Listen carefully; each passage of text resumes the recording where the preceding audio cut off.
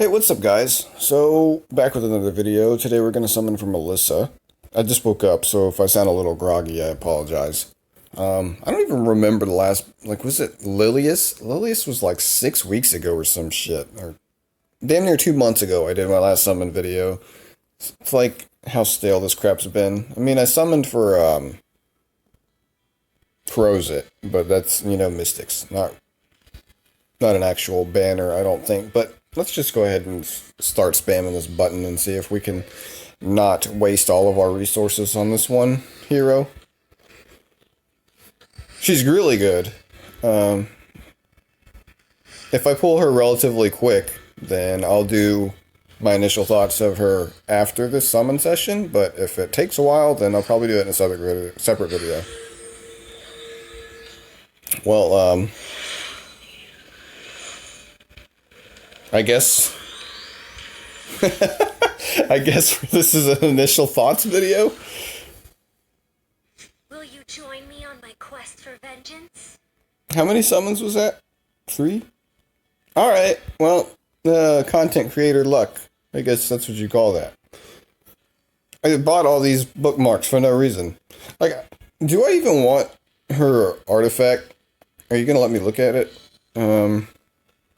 I don't think this is really relevant. There's so many good mage artifacts, and this doesn't really do anything. So I really don't give a shit about this artifact, to be honest. Well, okay, let's do initial thoughts. Sorry if I triggered anybody there, but sometimes you're just lucky, I guess. So, artifact review. I don't think it's really worth it. It's not great, in my opinion. Let's go fire here. I'm missing the most two relevant fire heroes, Ken and Sermia, which is fucking hilarious. Alright, so Melissa here. First, we'll preview her base stats. Holy shit, her base attack is so high. Her base speed's really good, too. Like, the other stats don't really matter. She doesn't get any effectiveness, no crit damage, no crit. But her base attack is high as fuck. That's actually crazy. That's one of the highest base attacks in the game. I think that is the highest base attack in the game. Like, I would have to go through and look at all of them, but I don't remember ever seeing a unit with 1400 base attack. That is nuts. She's really squishy, but, who cares? It's a mage. Alright, so let's go preview her skills in here. I have nothing to say to you. Her sprite actually looks sick. Okay,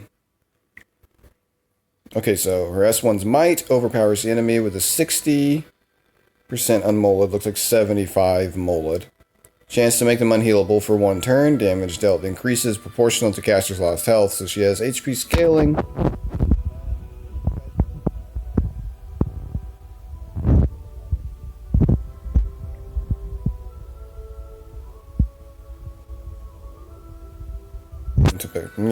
Do a nice little screenshot here or whatever for you guys, so just do it that way. I'm not going to put their modifiers in this video. So we'll just go ahead and look at it. She just sends her coffin flying at him. Okay. Her S2, Manifestation. Attacks by unleashing their inner rage, granting immortality to the caster for 1 turn. The 4-turn cooldown. Doesn't reduce Mola. 35% increased damage. Okay, from Molas.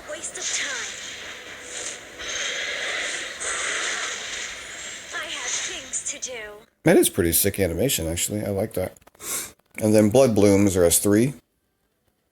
Attacks by releasing their pent-up aggression, cursing the enemy for 2 turns with a critical hit, granting the caster an extra turn. So you want to build a high crit on this unit.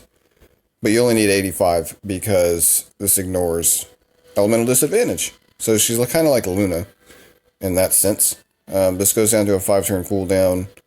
It only gains 30% extra damage. I don't know how good the damage modifier is on this. Again, if you guys know, can you drop that in the comments? I do know. So basically what Curse does, a portion of the damage inflicted on allies by a single attack will also be suffered by the target as additional damage. So it doesn't take from a unit to give it to another unit. It's just a percentage of the damage you deal. So initially, let's watch this first. I'm not playing around. Let's finish this. I will say, Do you know anything about that? like, match? their animations have been on point with the new released heroes. Like this and Lilius, their S3s are fantastic. So maybe that's why they're taking longer to release heroes. They're putting more effort into each one. So yeah, see if I hit this, it'll transfer the damage to that other one. Get out of my way. I only hit for 10. I have Yeah, so I'm hitting for 100, so it looks like it transfers 10% damage. nothing. Get I don't out know of if my Mola increases the damage of your curse here, but it looks like straight out the gate, it's transferring 10%. So I don't know I have things if to do. Mola's increases that. So 10%'s not bad. If you look at a unit, or if you hit AoE, like another unit's gonna, like one thing's gonna be taking a shit ton of damage. Like if you could have her and then a cleave followed up, it's gonna transfer all that damage everybody takes to that unit, which is pretty Get out sick. of my way. Another idea is like use like her with Watcher Shuri, something that ignores defense. Say to you. So, like if you hit something with Watcher Shuri, like based on this here, for over 40k, then you're going to hit something for 4k and some change additional damage. And I don't know if it's checked by defense or anything, but you know, this is just my initial thoughts. Does this change the animation? No. All right, so I have nothing to say. I think she is cool. From my first impression here, like I think you want her to be relatively fast. Her base speed's pretty good, so I think I would build her on a speed set. I don't think immunity's like really necessary, but she is fire, and Dizzy and SSB are still around, so like speed immunity I think is probably the way to go. You want to make sure you have 85 crit because she's going to crit no matter what on whatever she hits anyways. So with her base attack here, like I'm really tempted to put her on an attack set because I feel like she could do a ton of damage. Depending on what her modifier is with her S3, she might be like something you can use with Oxlots.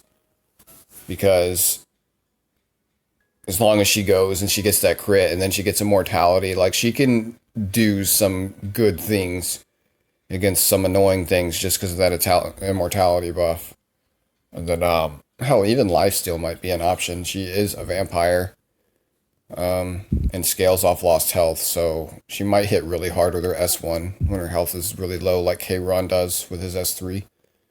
But I'm gonna go look up the multipliers, so they're not gonna be in the video. If you guys are curious and ask me, I'll know them, and then I'll let you know. But I guess that's gonna be it. This was kind of I was hoping to do a nice summon session here, but oh well. Woe is me for getting to save my resources. Yeah, I just haven't been summoning at all. And then when I finally get to summon, I just immediately summon the new unit, which kind of sucks, I'm not going to lie, but I'm not going to go summon more of them. Her imprints, like I guess the attack self-imprint would be cool, but I'm not going to go and dump all my resources. We're probably going to have another unit coming out relatively soon anyways. So, I don't know. If you enjoyed this, drop me a like. If you're new here, subscribe.